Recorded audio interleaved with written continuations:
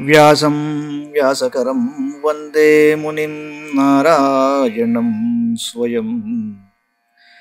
యతః ప్రాప్తకృపా లోకా లోకా ముక్తాః కలేర్గ్రహాత్. యస్య తుండాచ్యుతశ్చ్యుతో రాజతేయం రసాత్మకః. తమచ్యుతకథా కుంజే సుకూజంతం శుకం భజే. శ్రీధరం శ్రీధరం వందే శ్రీధరైకపరాయణం. శ్రీధరం శ్రీధరం వందే శ్రీధరైకపరాయణం.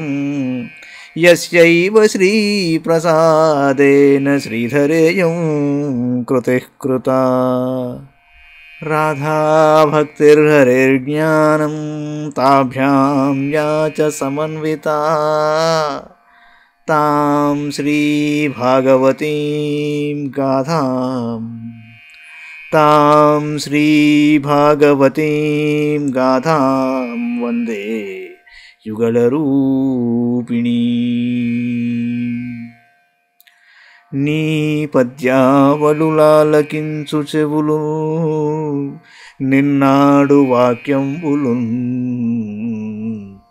నీ పద్యావళులాలకించు చెవులు నిన్నాడు వాక్యంబులు. నీ పేరంబనిసేయు హస్తయుగముల్ నీ మూర్తిపై జూపులు. నీ పాదంబుల పొంత మ్రొక్కు శిరముల్ నీ సేవపై జిత్తముల్. నీపై బుద్ధులు మాకు నిమ్ముగరుణం. నీపై బుద్ధులు మాకు నిమ్ముగరుణం. నీరేజ పత్రేక్షణ నీరేజ పత్రేక్షణ.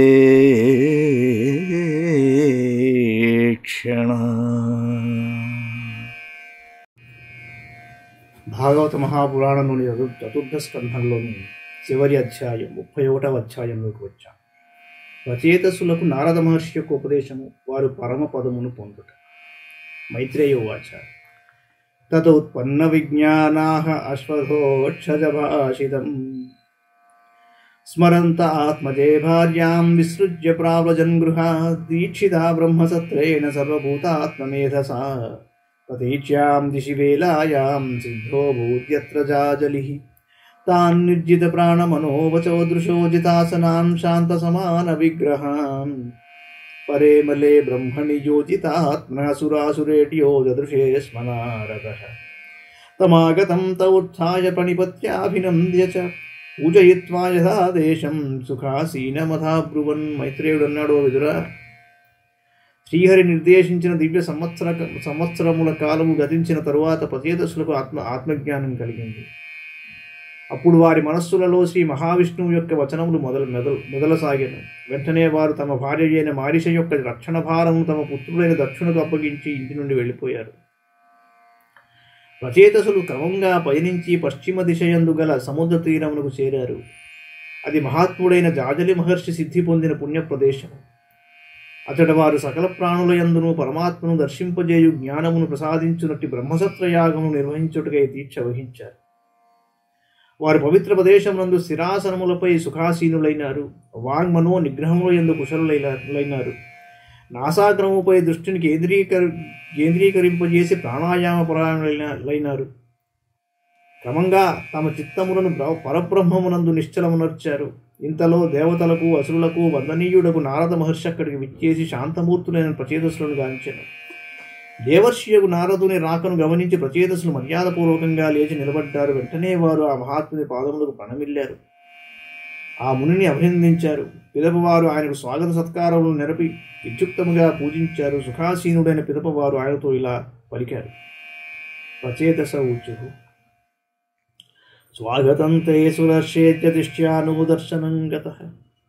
తవ చంక్రమణం బ్రహ్మన్ అభయాయ యథారవే. స్వాగతం తే సురర్షేత్యతిష్ట్యానుదర్శనం గతః. తవ సంక్రమణం బ్రహ్మన్ అభయాయ యథారవే.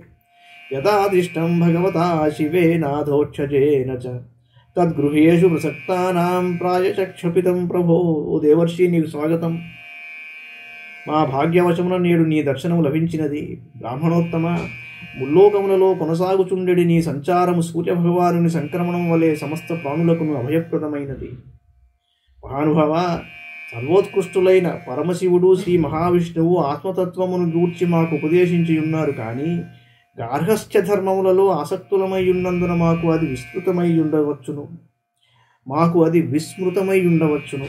కనుక నీవు మా హృదయముల యందు ఆ పరమాత్మతత్వమును సాక్షాత్కరింపజేయునట్టి అధ్యాత్మ జ్ఞానమును మరల ప్రకాశింపజేయుడు. దాని ప్రభావమున మేము సులభముగా దుస్తరమైన సంసార సాగరమును దాటగలము. తన్న ప్రద్యోతయాధ్యాత్మ జ్ఞానం తత్వార్థదర్శనం ఏనాంత్య సాతరిష్యామో దుస్తరం భవసాగరం. మైత్రేయోవాచ. ఇది ప్రచేతసాం పృష్టో భగవాన్ నారదో ముని భగవతుత్యమశ్లోక ఆవిష్టాత్మ బ్రవీన్ నృపాన్. మైత్రేయుడు అన్నాడు, మహర్షులలో శ్రేష్ఠుడైన నారద మహాముని చిత్తము సర్వదా షడ్గుణైశ్వర్య సంపన్నుడైన శ్రీకృష్ణ పరమాత్మయందే లగ్నమై ఉన్నది. ఆ మహాత్ముడు ప్రచేతసుల ప్రార్థనకు అనుగుణంగా ఇలా అన్నాడు. నారదోవాచ. తజ్జన్మతాని కర్మాణి తదాయుస్తన్మనోవచః నృణాం జేనేహ విశ్వాత్మా సేవ్యతే హరిరీశ్వరః. కిం జన్మభిస్త్రిభిర్వేహ శౌక్ల సావిత్రయాజ్ఞికైః కర్మభిర్వాత్రయీ ప్రోక్తైః పుంసోऽపి విబుధాయుషా. శ్రుతేన తపసా వా కిం వచోభిశ్చిత్తవృత్తిభిః బుద్ధ్యా వా కిం నిపుణయా బలేనేంద్రియరాధసా. కిం వా యోగేన సాంఖ్యేన న్యాసస్వాధ్యాయయోరపి కిం వా శ్రేయోభిరన్యైశ్చన యత్రాత్మప్రదో హరిః. శ్రేయసామపి సర్వేషామాత్మాహ్యవధిరర్థతః సర్వేషామపి భూతానాం హరిరాత్మాత్మతః ప్రియః. యథా తరోర్మూల నిషేచనేన తృప్యంతి తత్స్కంధభుజోపశాఖాః ప్రాణోపహారాచ్చ యథేంద్రియాణాం తథైవ సర్వార్హణమచ్యుతేజ్య. నారదుడు అన్నాడు, ప్రచేతసులారా, సర్వప్రాణులలో ఉన్న సర్వేశ్వరుని భక్తి ప్రపత్తులతో సేవించిన వాని జన్మము సఫలమవుతుంది. మనస్సుతో, వాక్కుతో, కాయముతో అన్ని విధములుగా తనను తాను భగవంతుని సమర్పించిన వాని జీవితము చరితార్థమవుతుంది. పవిత్రమైన తల్లిదండ్రుల శుక్ల శోణితములతో జన్మించుట, ఉపనయనాది సంస్కారముతో సంపన్నుడగుట, యజ్ఞయాగాది కర్మలలో దీక్ష పూనుట అను 3 విధములతో కూడిన జన్మము శ్రేష్టమైనదని పేర్కొనబడినది. ఈ విధమైన ఉత్తమ జన్మముతో వేదోక్త కర్మలచే, దేవతల ఆయువు వంటి దీర్ఘాయువుచే, శాస్త్రజ్ఞానముచే, తపశ్చర్యచే, వాగ్వైభవముచే, దృఢమైన స్మరణశక్తిచే, బుద్ధి కౌశలముచే, ఇంద్రియ పటుత్వముచే, శారీరక బలముచే, యోగముచే, సాంఖ్యముచే, సన్యాసముచే, వేదాధ్యయనముచే, వ్రత వైరాగ్యాది శుభప్రదములకు సమస్త సాధనలుచే స్వస్వరూప సాక్షాత్కారమును కలుగజేయునట్టి శ్రీహరిని ఆరాధింపనిచో ఆ మనిషికి కలిగే లాభమేమిటి? భక్తుడైన వారికి భగవంతుడు తనను తానే సమర్పించుకుని పరమదయాళువు కనుక ఏ విధముగానైనను భగవద్ అనుగ్రహమును పొందుటయే మానవాళికి పరమ శ్రేయోదాయకము. ఆత్మజ్ఞాన ప్రాప్తికి తోడ్పడు సాధనములు మాత్రమే శ్రేయస్కరములు. సకల ప్రాణులలో అంతర్యామిగా విరాజిల్లుచు ఆత్మజ్ఞానమును ప్రసాదించినట్టు శ్రీహరియే ఎల్లరకును ప్రియతముడు. వృక్షమూలములను తడిపినచో ఆ వృక్షముల యొక్క కాండము, శాఖలు, ఉపశాఖలు, ఫలపుష్పములు వికసించును. వ్రేళ్లకు నీరు పెట్టుట మాని తక్కిన వాటిని ఎంతగా తడిపినను నిష్ప్రయోజనము. ప్రాణములకు సరియగు ఆహారము అందించుట వలననే సర్వాంగములకును పుష్టి చేకూరును. యథైవ సూర్యాత్ ప్రభవంతి వారః పునశ్చ తస్మిన్ ప్రవిశంతి కాలే భూతాని భూమౌ స్థిరజంగమాని తథా హరావేవ గుణప్రవాహ. అలాగే త్రికరణ శుద్ధిగా శ్రీమన్నారాయణుని ఆరాధించినచో సకల దేవతలను ఆరాధించినట్లవుతుంది. వర్షాకాలమునందు సూర్యతాపము నుండియే జలములు ఉత్పన్నములవును. గ్రీష్మ ఋతువునందవి సూర్యకిరణముల యందే ప్రవేశించును. సకల చరాచర ప్రాణులను భూమి నుండి ఉత్పన్నములై తిరిగి భూమిలోనే కలియును. అట్లే సమస్త విశ్వము గుణ ప్రవాహ రూపముతో శ్రీహరి నుండియే బహిర్గతమై మరలా సర్వేశ్వరుని యందే లీనమగును. ఏతత్పదం తజ్జగదాత్మనః పరం సకృద్విభాతం సవితుర్యథా ప్రభా యథా సవో జాగ్రతి సుప్త శక్తయో ద్రవ్యక్రియా జ్ఞానవిదా భ్రమాచ్చయః. ఈ విశ్వము జగదాత్మైన శ్రీహరి యొక్క పరమపదము. సూర్యుడు, సూర్యకాంతి పరస్పరము అభిన్నములు. సూర్యుని నుండి వెలువడిన సూర్యకాంతి తిరిగి సూర్యునిలోనే చేరిపోవును. అలాగే ఈ విశ్వము పరమాత్మ నుండి ప్రకటమగును, తిరిగి ఆ పరమాత్మ యందే లీనమగును. కావున ఈ విశ్వము పరమాత్మ కంటే భిన్నమైనది కాదు. జాగ్రత్త అవస్థ యందు గల ప్రాణములు, సుషుప్తి అవస్థలో మనస్సు, బుద్ధి, ఇంద్రియములు మొదలగు శక్తులు సుప్తములు కానీ ప్రాణము జాగృతమై ఉండును. అటులే పరమాత్ముడు ఈ సమస్త విశ్వమును తనలో లయము చేసుకుని తాను మాత్రము ఉండును. ఈ విధంగా సర్వము భగవంతుడే. భగవత్ స్వరూపమే తెలిసిన మీదట ద్రవ్య క్రియా జ్ఞానముల వంటి నానా విధములకు భ్రమయంతయును తొలగిపోవును. యథా నభస్య భ్రతమః ప్రకాశా భవంతి భూపాన్ భవంత్యనుక్రమాత్ ఏవం పరే బ్రహ్మణి శక్తయస్త్వమూ రజస్తమః సత్వమితి ప్రవాహః. రాజకుమారులారా, ప్రచేతసులారా, ప్రకాశము, మేఘము, అంధకారము కాలక్రమముగా ఆకాశమునందు ప్రకటితమగును, మరల అందులోనే లీనమగును. కానీ ఆకాశము వాడిచే లిప్తము కాదు. అదేవిధంగా సత్వ రజస్తమో గుణమయములైన ప్రకృతి శక్తులు పరమాత్మ నుండి ఉత్పన్నములై మరల పరమాత్ముని యందు లీనమగును. ఈ విధంగా ఈ ప్రవాహము అవిచ్ఛిన్నముగా కొనసాగుచునేయుండును. కానీ వీటి వలన ఆకాశము వలె అసంగుడైన పరమాత్మ యందు ఎట్టి వికారము కలుగదు. తేనైకమాత్మానమశేషదేహినాం కాలం ప్రధానం పురుషం పరేశం స్వతేజసా ధ్వస్తగుణ ప్రవాహం ఆత్మైకభావేన భజధ్వమథ. శ్రీహరి బ్రహ్మాది సమస్త లోకపాలురకును అధీశ్వరుడు. అతడే సకల దేహధారుల్లోనూ అంతర్యామిగా విరాజిల్లుచుండు ఆత్మ. జగత్తునకు నిమిత్త కారణమైన కాలము, ఉపాదాన కారణమైన ప్రధానము కూడా అతడే అవుతున్నాడు. ఆ పురుషోత్తముడు ఈ జగత్తును నియమించుచుండుటయే గాక తన కాలశక్తి ద్వారా గుణ ప్రవాహ రూపమైన ఈ ప్రపంచమును సంహరించుచుండును కూడా. అట్టి పరమాత్మను మీ ఆత్మ కంటే అన్యము కాదని భావించి పూజించండి.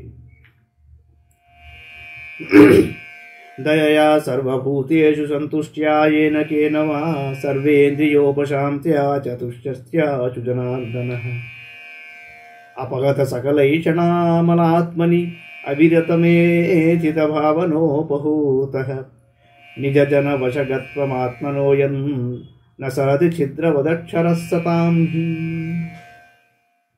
సకల ప్రాణుల ఎడల దయగలిగి ఉండుట, లభించిన దానితోడనే తృప్తిపడి జీవించుచుండుట, సర్వేంద్రియములను విషయముల నుండి తొలగించి ఉపశమనమును పొందుటమునకు లక్షణములు కలిగియుండు వారి ఎడ ఆ భక్తవత్సలుడు వెంటనే ప్రసన్నుడగును. ఈషణత్రయము తొలగిపోవుటచే అంతఃకరణములు శుద్ధములగుచుండును. అట్టి పరిశుద్ధాంతఃకరణమునందు నిరంతరము భగవంతుని ధ్యానించుటచే భక్త పరాధీనుడైన ఆ పరమాత్మ అట్టి సత్పురుషుల హృదయాకాశముల యందు శాశ్వతంగా నిలిచియుండును. న భజతి అపహత సకలైషణామలాత్మని అవిరతమేధిత భావనోపహూతః నిజజన వశగత్వమాత్మనోయం న సరతి ఛిద్రవదక్షరః సతాం హి. న భజతి కుమనీషిణాం సదిజ్యాం హరిరధనాత్మధన ప్రియో రసజ్ఞః శ్రుతధనకులకర్మణాం మదైర్యే విదధతి పాపమ కించనేషు సత్సు. తననే సర్వస్వముగా భావించి ఎట్టి కోరికేను లేని భక్తుల ఎడ భగవంతుడు ప్రసన్నుడైయుండును. అహైతుక భక్తి గలవారి యందు అతడు సర్వదా తన దయను ప్రసరింపజేయుచుండును. శాస్త్రజ్ఞానము, సంపదలు, అభిజాత్యము, ఆడంబర కర్మలు మొదలగు వాటిచే మదోన్మత్తులైన వారు నిష్కించనులైన సాధు పురుషులను చులకనగా చూచుచుండురు. అట్టి దుర్బుద్ధి గలవారి పూజలను పరమేశ్వరుడు స్వీకరింపడు. శ్రియమను చరతీం తదర్థినశ్చ ద్విపదపతీన్ విబుధాంశ్చ యత్స్వపూర్ణః న భజతి నిజ భృత్యవర్గతంత్రః కథమముద్విసృజేత్ పుమాన్ కృతజ్ఞః. భగవంతుడు పరిపూర్ణానంద స్వరూపుడు. అతడు నిరంతరము తనను సేవించుచుండునటి లక్ష్మీదేవిని గాని ఆమె అనుగ్రహమును పొందుటకై వెంపరలాడు భూపతులను గాని దేవతలను గాని లెక్కింపడు. కానీ తనను భజించు భక్తుల ఎడ పరాధీనుడై ఉండును. అందుకే ఆయన భక్త పరాధీనుడను బిరుదము వహించినాడు. కావున కృతజ్ఞుడైన మానవుడు కరుణాలు అయిన ఇట్టి భగవంతుని ఎట్లు విడిచిపెట్టి ఉండగలడు? మేత్రేయోవాచ.